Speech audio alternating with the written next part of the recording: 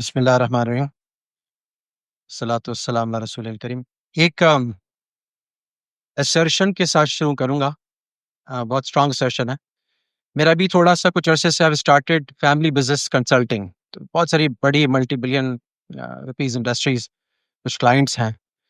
सो जो सेठ हैं, जो ऊपर बैठे हुए हैं, उनको मैं एक बात कहता हूँ कि आपके अकाउंटेंट की, आपके मार्केटियर की, आपके एचआर की, आपके प्रोडक्शन वाले की मिस्टेक शायद आपको लाखों का नुकसान करे।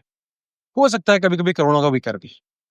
लेकिन आप 5 भाइयों की, आप 2 भाइयों की, आपकी फैमिली की strategic mistake when you let go an opportunity, it results in the loss of billions. और बहुत मैं करीब से देखता हूँ उन चीज़ों को। मगर इसकी अगली एक बात मैं असर्शन के तौर पे कहता हूँ कि functional mistake may be lakhs to crores, strategic mistake may be crores to billions, मगर एथिक्स, वैल्यूज की जो मिस्टेक होती है ना, वो आपको मुंह दिखाने लायक नहीं छोड़ती। उसको आप ट्रिलियंस में मेजर कर सकते हैं। राइट।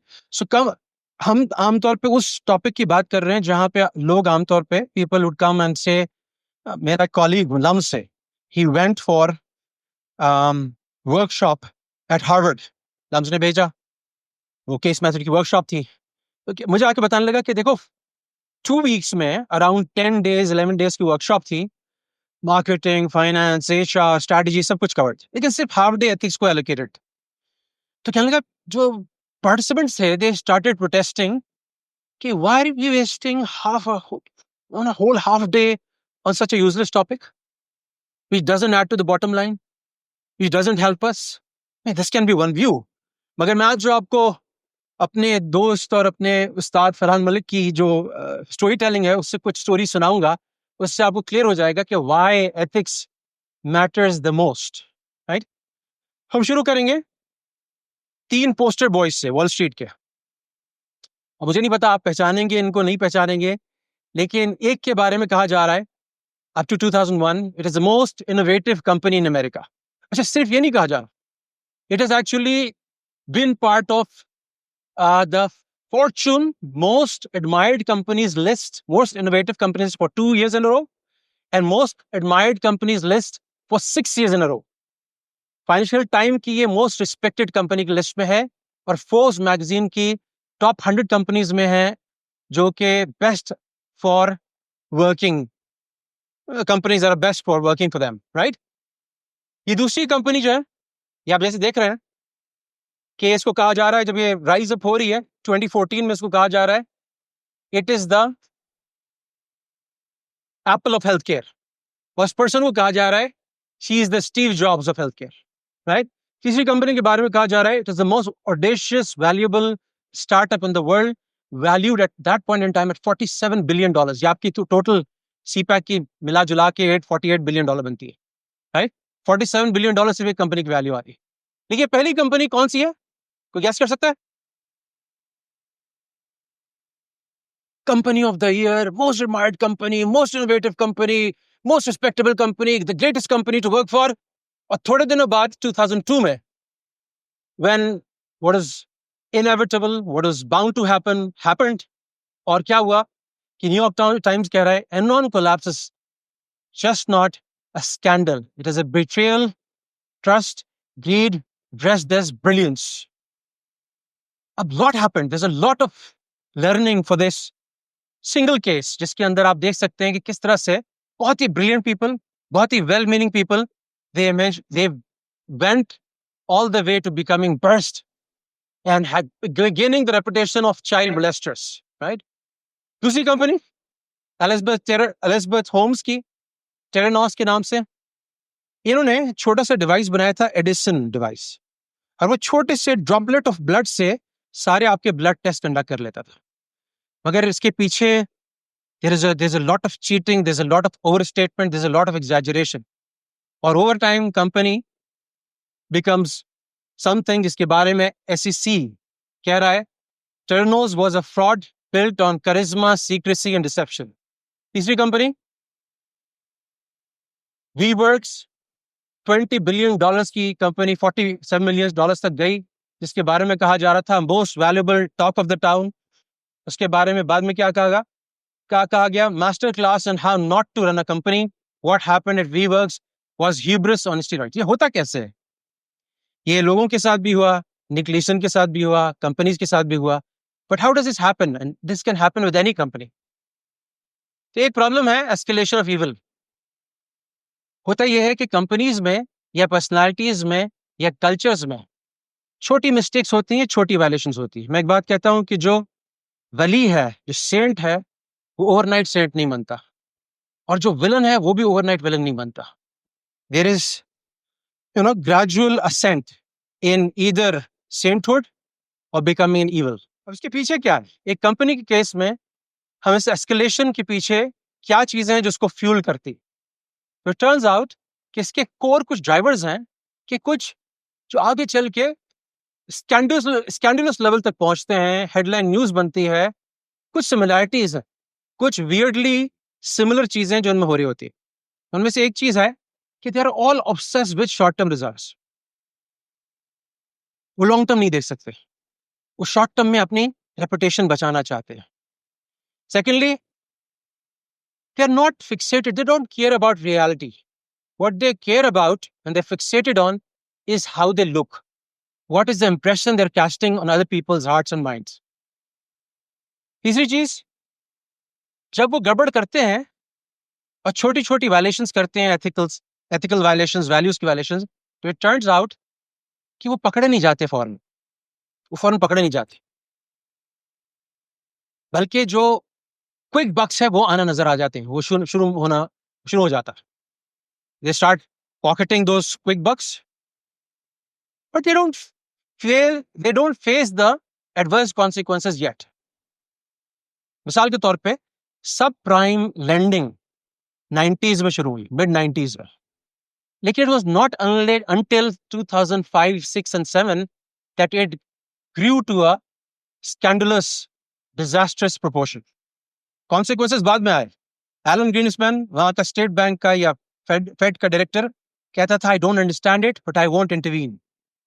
लेकिन इवेंचुअली जब वो आया तो it was like the biggest financial crisis in the entire history of Mankind. एक और मजेदार चीज होती है कि ये तब तक नहीं हो सकता जब तक कि एनेबलर्स ना हो।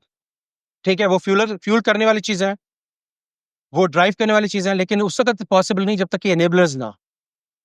वो लीडर्स होते हैं जिनकी रेपुटेशन ऐसी होती है कि वो अनटचेबल होते हैं। बर्नी मैडॉफ, यानी आप ये सोच रहे हैं कि अब उसकी रेपुटेशन वही है जो जेफरी एप्स्टीन की है। आजकल अखबारों में हम देख रहे हैं जेफरी एप्स्टीन की फाइल्स खुलनी चाहिए, लेकिन एक पॉइंट था जब ये इसकी रेपुटेशन जो थी वो अनटेंटेड थी। Nobody could suspect anything about it, nobody can say anything about him in the press, सब चुपचाप थे। इनफैक्ट एनरॉन, जिसका हम केस स्टडी कर रहे थे 2001 में, जबकि जिसके सितंबर में एनरॉन कोलैप्स कर गई, जिसके नवंबर में वो बैंकरप्ट हो गई, 2001 की मार्च में जब बेथनी मैकलीन का आर्टिकल फॉर्च्यून मैगजीन में आया, इज एनरॉन ओवरप्राइस्ड, तो कोई उसकी बात मानने को तैयार नहीं था कि एनरॉन और उसके जो एग्जीक्यूटिव्स थे दे वर अनटचेबल्स, उनको कोई हाथ नहीं लगा सकता, ना उनको कोई बुरा भला कह सकता था। यही लोग, ये लीडरशिप, ये क्या करते हैं कि ये जो टोन सेट करते हैं, that sets them up for an ethical debacle. For example, कैनले ने क्या किया कि उसकी ऑयल ट्रेडिंग का एक विंग रेकलेस गैम्बलिंग करके खूब सारे पैसे कमा रहा था, तो बजाय उसने उसकी अनएथिकल प्रैक्टिसेस को और उसकी वायलेशंस को हाईलाइट करने के और एम्प्लॉइज को निकालने के बजाय, he praised them, he retained them. This is only part of the company that is making money. Quick bucks आ रहे हैं, लेकिन कॉन्सिक्वेंसेस बाद में आएंगे। तीसरी चीज कि जितने भी एम्प्लॉइज होते हैं उनका इंसेंटिव सिस्टम बड़ा डिस्टॉर्ट हो जाता है, बड़े क्विक बोनसेस होते हैं, क्विक रिजल्ट्स पे होते हैं। निक लीसन, रोप ट्रेडर, जिसने यूके का बल्कि दुनिया का सबसे पुराना मर्चेंट बैंक उसको जमीन पे गिरा दिया अपनी अनएथिकल प्रैक्टिसेस की वजह से, वो उसकी कॉलीग्स उसको कहते थे कि निक इज अ मैजिशियन। जब हमारा quarterly bonus, annual bonus miss होता नजर आएगा तो Nick will somehow pull the strings and he would deliver the results. और निक जो था, he was obviously engaging in falsified reporting, जहां पे जो लॉसेस थे वो कारपेट के नीचे डाल रहा था, और सारे प्रॉफिट्स को हाईलाइट कर रहा था। अब इसके पीछे ना ये सिर्फ ये नहीं है कि एक वॉल स्ट्रीट का प्रेशर है कि आप अर्निंग्स कम नहीं दिखा सकते, एक कंपनीज का एक अपना एक डीएनए है कि जहां पर जो एग्जीक्यूटिव्स हैं they will be fired after repeated quarters lower earnings. लेकिन साथ साथ एक इसका बड़ा पैराडाइम भी है।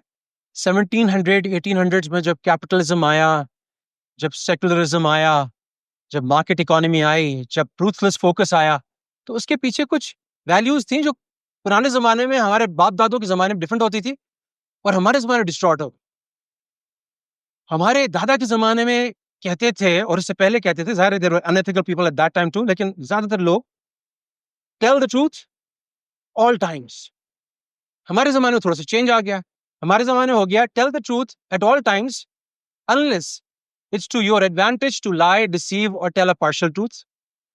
अगर कोई एडवांटेज मिल रहा है तो यार थोड़ा सा तो चलता है ना, थोड़ा सा पैसे बन जाएंगे, थोड़ा सा टारगेट्स मीट हो जाएंगे, राइट। कीप योर प्रोमिसेस, हमारे दादा अब्बा कहा करते थे, कीप योर प्रोमिसेस, राइट। हमने कहा unless something better comes along. Exceptions हैं, हर जगह थोड़ी ये रूल अप्लाई होता है कीप योर प्रोमिसेस। हमारा नुकसान हो रहा है, हम प्रोमिसेस कीप किए चले जाएं, right. Never ever cheat unless you can get away with it. Loves में वैल्यू एंड एथिक्स कमेटी का मैं मेंबर था, तो लड़के से पूछा बेटा तूने क्यों चीट किया? सर मैंने तो गलत काम नहीं किया, चीटिंग तो सारे करते हैं, मैंने गलत काम ये किया, मैं पकड़ा गया।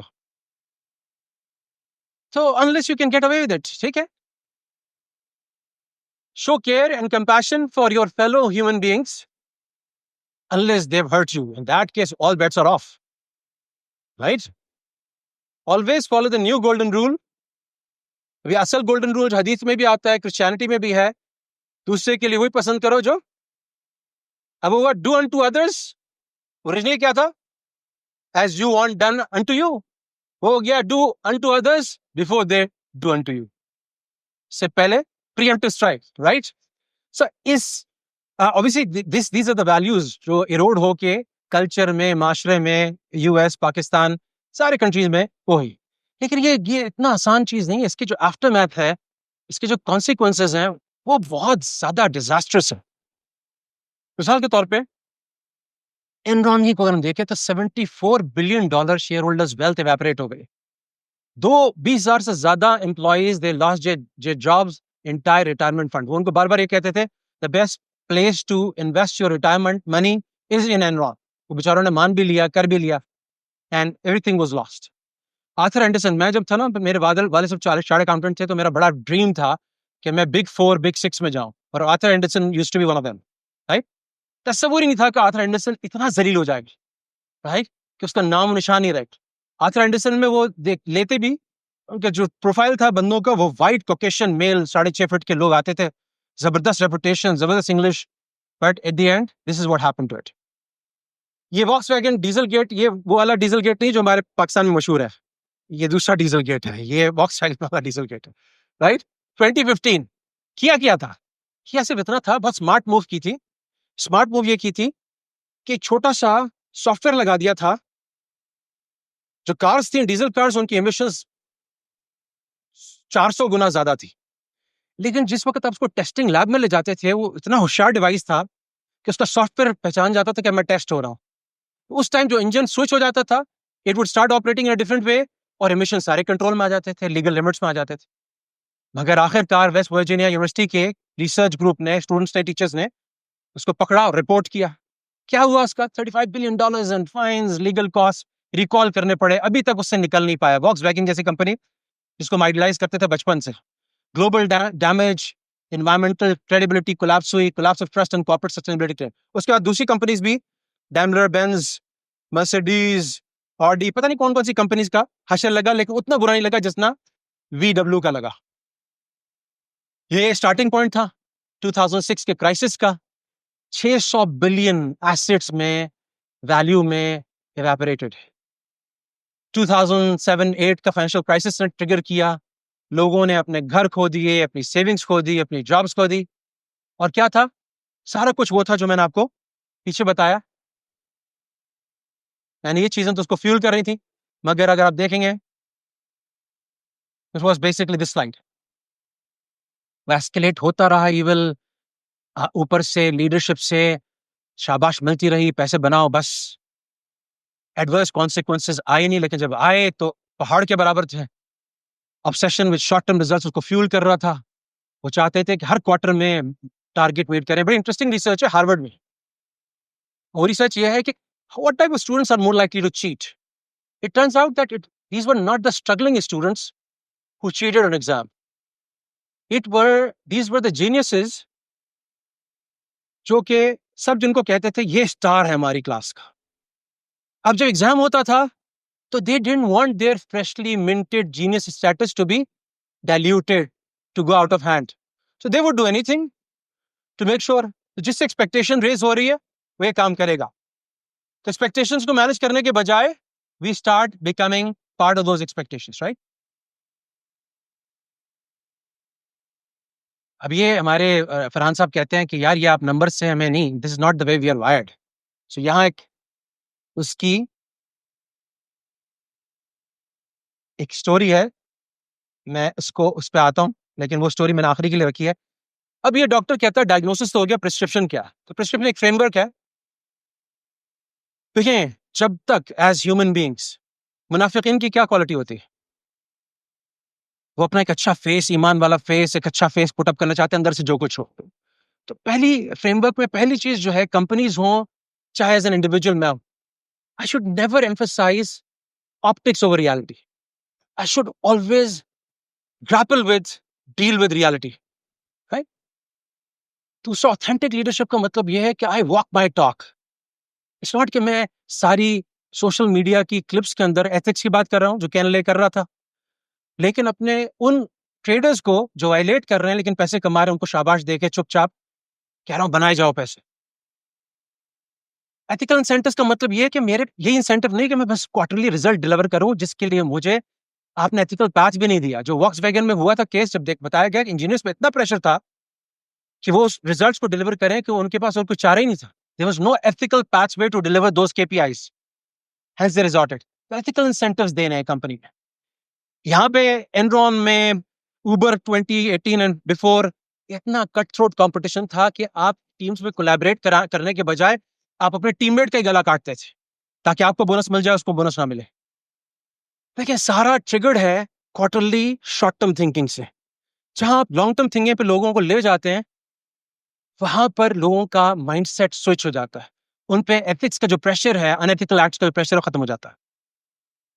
और अगर देयर इज समथिंग कॉल्ड ज़मीर in western culture and conscious in the western in the in English in the western culture and ज़मीर इन ईस्टर्न कल्चर, उससे बहुत फर्क पड़ जाता है। ये बहुत सारे लीडर्स ऐसे हैं इन्होंने कहा हम कर ही नहीं सकते, we are not capable of committing this unethical act.